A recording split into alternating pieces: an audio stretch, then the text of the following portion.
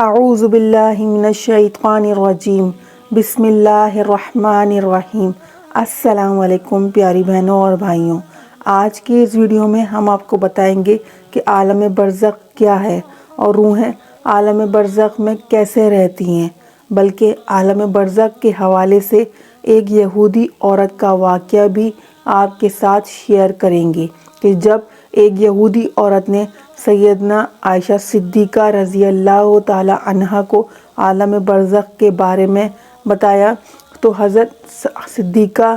عائشہ رضی اللہ تعالی عنہا نے عالم برزخ کا انکار کیوں کیا تھا۔ ویڈیو میں آپ یہ بھی جان پائیں گے کہ انسان کے مرنے کے بعد کیا ہوتا ہے، یعنی عالم برزخ کی زندگی کیسی ہے، یہاں پر لوگ کیسے رہتے ہیں، یہاں پر کیا کھاتے پیتے ہیں، اور ہاں یہ بھی آپ کو بتائیں گے کہ انسان جب مر جاتا ہے تو عالم برزخ میں دنیاوی باتوں کو کیسے یاد رکھتا ہے۔ پیاری بہنوں اور بھائیوں، عالم برزخ کے حوالے سے روایات میں اس طرح بتایا گیا ہے کہ عالم دنیا کو کہتے ہیں۔ عالم ارواح ہمارے لیے 4 عالم ہیں، یعنی 4 دنیا ہیں: عالم ارواح، عالم دنیا، عالم برزخ اور عالم آخرت۔ جی ہاں، یہ حقیقت میں 4 عالم ہیں اور ہر عالم کے احکام الگ الگ ہیں اور ہر انسان کو ان سب سے گزرنا ہے، لیکن یہ الگ بات ہے کہ ہر ایک جگہ پر رہنے کا وقت الگ الگ ہوتا ہے۔ اللہ پاک نے انسانوں کے ایک دنیا سے دوسری دنیا جانے میں الگ الگ وجوہات پیدا کی ہیں، جیسا کہ عالم ارواح یعنی روحوں کی دنیا سے اس دنیا میں آنے تک کا ذریعہ ماں باپ ہے،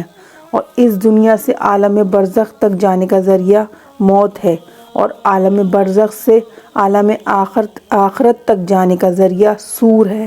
جو حضرت اسرافیل علیہ السلام پھونکیں گے۔ آج کی اس ویڈیو میں ہم آپ کو عالم برزخ کے حوالے سے تفصیل سے بتائیں گے۔ برزخ کے لغوی معنی آڑ یا پردے کے ہیں۔ انسان کے موت سے لے کر میدان حشر کے قائم ہونے تک کا وقت عالم برزخ کہلاتا ہے، یعنی اگر یہ کہا جائے یہ وہ جگہ ہے جس میں موت کے بعد قیامت تک روحیں رہتی ہیں تو یہ غلط نہ ہوگا، یعنی برزخ میں تمام انسانوں اور جنوں کو موت کے بعد رہنا ہے، اور یہ عالم برزخ ہماری دنیا سے بہت بڑا ہے، یعنی برزخی زندگی دنیاوی زندگی سے بہت بڑی ہے، لیکن وہ بھی ایک دن ختم ہو جائے گی۔ اللہ پاک سورہ مومنون میں فرماتا ہے، ترجمہ: اور ان کے آگے ایک آڑ ہے اس دن تک جس میں یہ اٹھائے جائیں گے۔ پیاری بہنوں اور بھائیوں، عالم برزخ میں پہنچنے کے بعد انسان کا آخرت کی طرف سفر شروع ہو جاتا ہے۔ حضور صلی اللہ علیہ وآلہ وسلم نے فرمایا، بے شک آخرت کی سب سے پہلی منزل قبر ہے۔ اگر قبر میں انسان کامیاب ہو گیا تو آگے کا راستہ بھی آسان ہو جائے گا، اور اگر اس میں کامیاب نہ ہو سکا تو آگے کا راستہ بہت کٹھن ہو جائے گا۔ بلکہ سیدہ عائشہ صدیقہ رضی اللہ تعالی عنہا کو جب ایک یہودی عورت نے قبر کے عذاب کے بارے میں بتایا اور ان سے کہا کہ اللہ تجھے قبر کے عذاب سے بچائے، تو سیدنا عائشہ صدیقہ رضی اللہ تعالی عنہا نے مسلمانوں کے لیے عذاب قبر کا انکار کیا، لیکن جب نبی کریم صلی اللہ علیہ وآلہ وسلم نے سیدنا عائشہ صدیقہ رضی اللہ تعالی عنہا کو بتایا کہ قبر میں عذاب مسلمانوں کو بھی ہو سکتا ہے اور گناہوں کی وجہ سے انہیں بھی عذاب ہوگا، تو سیدنا عائشہ صدیقہ رضی اللہ تعالی عنہا نے نبی اکرم صلی اللہ علیہ وسلم کے فرمان کو مان لیا۔ یہ واقعہ حدیث کی بہت ساری کتابوں میں ملتا ہے، جس کی تفصیل یہ ہے کہ ام المومنین حضرت عائشہ صدیقہ رضی اللہ تعالی عنہ کو پہلی بار ایک یہودی عورت نے قبر کے عذاب کے بارے میں بتایا ہے، لیکن انہوں نے سچ نہیں مانا، اور نبی پاک صلی اللہ علیہ وسلم نے بھی یہودیوں کو جھوٹا کہا۔ بعد میں آپ صلی اللہ علیہ وآلہ وسلم پر وحی یعنی اللہ تعالیٰ کی طرف سے پیغام بھیجا گیا اور آپ صلی اللہ علیہ وآلہ وسلم کو قبر کے عذاب کے بارے میں بتایا گیا۔ اسی دن سورج کو گرہن لگ گیا اور آپ صلی اللہ علیہ وآلہ وسلم کے بیٹے سیدنا ابراہیم رضی اللہ تعالیٰ عنہ کا انتقال بھی ہو گیا، لہٰذا آپ صلی اللہ علیہ وسلم نے بتایا کہ قبر میں عذاب ہوگا۔ آپ نے خطبہ دیا اور اس خطبے میں صحابہ کرام کو عذاب قبر کے بارے میں تفصیل سے بتایا۔ پھر نبی پاک صلی اللہ علیہ وآلہ وسلم نے ہر نماز کے بعد ہمیشہ قبر کے عذاب سے بچنے کی دعا کی اور صحابہ کرام کو بھی اس کی دعا سکھائی اور انہیں حکم دیا کہ وہ بھی ہر نماز کے آخر میں قبر کے عذاب سے بچنے کی دعا کیا کریں۔ بلکہ معراج کا واقعہ نبی کریم صلی اللہ علیہ وسلم کی زندگی میں پیش آ چکا تھا اور معراج میں آپ صلی اللہ علیہ وآلہ وسلم کو نافرمان انسان کو عذاب دیے جانے کے کچھ منظر دکھائے گئے تھے۔ نبی پاک صلی اللہ علیہ وسلم عذاب جہنم اور عذاب قبر دونوں سے پناہ مانگا کرتے تھے، اور اسی طرح آپ صلی اللہ علیہ وآلہ وسلم نے واضح فرما دیا کہ عذاب جہنم اور عذاب قبر دونوں الگ الگ حقیقتیں ہیں۔ بلکہ حضور نبی کریم صلی اللہ علیہ وآلہ وسلم نے فرمایا، جب انسان کا انتقال ہو جاتا ہے تو اس پر صبح و شام اس کا ٹھکانہ دکھایا جاتا ہے۔ اگر وہ جنتی ہے تو جنت والوں کی جگہ، اور اگر وہ جہنمی ہے تو جہنم والی جگہ اس کو دکھائی جاتی ہے۔ پھر کہا جاتا ہے کہ یہ تیرا ٹھکانہ ہے، یہاں تک کہ اللہ تجھ کو قیامت کے دن اٹھائے گا۔ پیاری بہنوں اور بھائیوں، جب روح عالم برزخ میں پہنچتی ہے تو اس میں بھی دو جگہیں ہیں۔ ایک کا نام علیین ہے جس میں نیک روحوں کو رکھا جاتا ہے، اور دوسری جگہ کا نام سجین ہے جس میں بدکار، گناہگار اور کافر روحوں کو رکھا جاتا ہے۔ تمام روحیں قیامت کے دن تک یہیں پر رہیں گی اور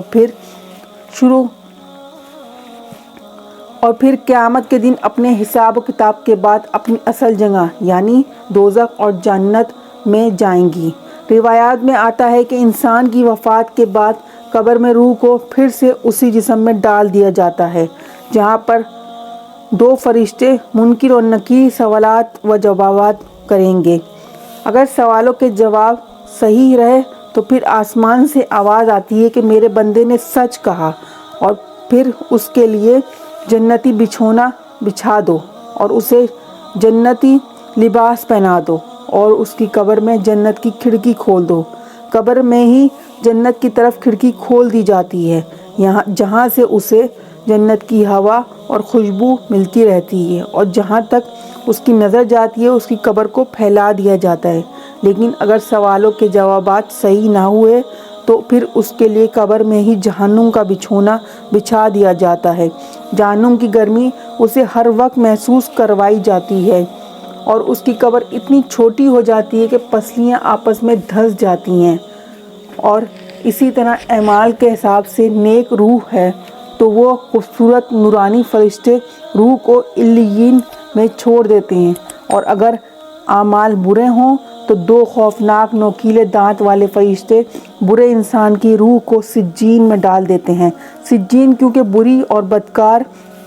روحوں کا ٹھکانہ ہے، اس لیے وہاں پہنچ کر بری روحوں پر عذاب آنا شروع ہو جاتا ہے، جبکہ علیین میں موجود روحوں پر کوئی پابندی لاگو نہیں ہوتی اور وہ باغ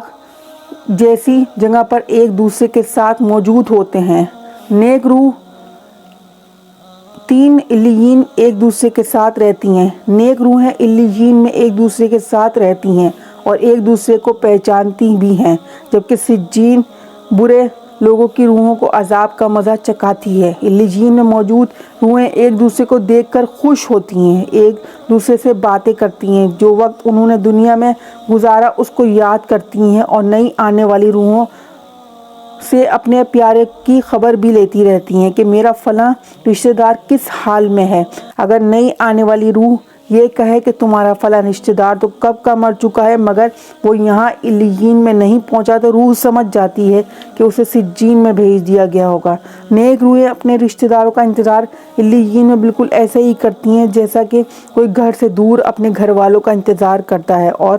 علیین میں نیک لوگوں کے علاوہ انبیاء کرام، شہداء اور صدیقین کی روحیں بھی ایک ساتھ مل کر باتیں کرتی ہیں۔ بلکہ روایات میں آتا ہے کہ نیک روحیں اپنے قریبی رشتہ داروں سے ملاقات کریں گی، جیسا کہ نبی پاک صلی اللہ علیہ وآلہ وسلم نے سیدنا عائشہ صدیقہ رضی اللہ تعالیٰ عنہ سے فرمایا تھا کہ میرے وصال کے بعد سب سے پہلے فاطمہ تم ہی مجھ سے ملو گی، اور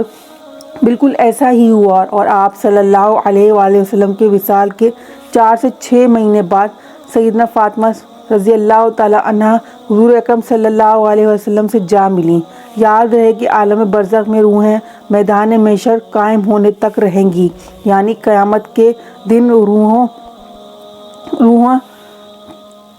کے ٹھہرنے کی جگہ عالم برزخ رہے گا، اور قیامت ہی وہ دن ہوگا جب روحوں کو ان کے جسموں میں ڈال کر دوبارہ اٹھایا جائے گا، پھر حساب کتاب کے بعد جنت یا جہنم میں ڈال دیا جائے گا، اور پھر وہیں ہمیشہ کے لیے اس کا ٹھکانہ ہوگا۔ بلکہ پیاری بہنوں اور بھائیوں، حضرت عثمان